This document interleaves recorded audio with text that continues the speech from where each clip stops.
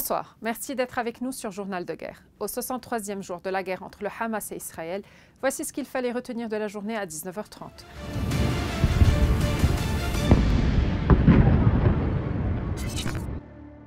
Nous commençons avec la situation à la frontière libano-israélienne. Les bombardements israéliens se sont intensifiés lundi au Liban Sud.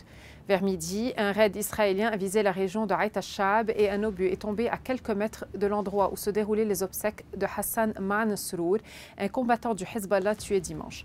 La cérémonie s'est poursuivie malgré la frappe. Les frappes ont visé les régions de Aït al-Shab, Jebbin, Dheira, Naoura, Laboune, Tabassin et 2 obus sont tombés sur Tel et Tel Motran à Hamames.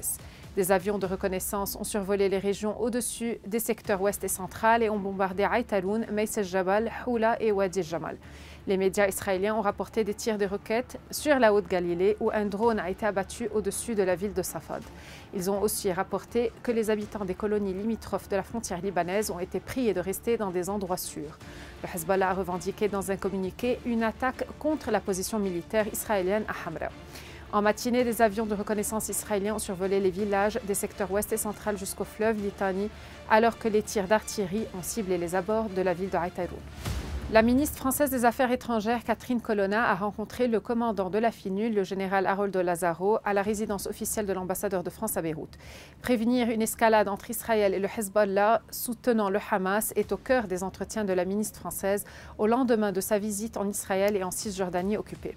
Madame Colonna a rencontré le chef du Parlement Nabih Berri et le Premier ministre sortant Najib Mikati à Beyrouth et a tenu une conférence de presse durant laquelle elle a insisté sur l'application de la résolution 1701 et sur la désescalade des tensions à la frontière sud.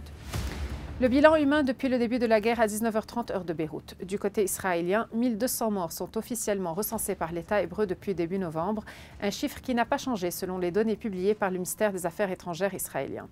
Du côté de Gaza, le ministère de la Santé a recensé près de 19 000 morts parmi les Palestiniens depuis le 7 octobre.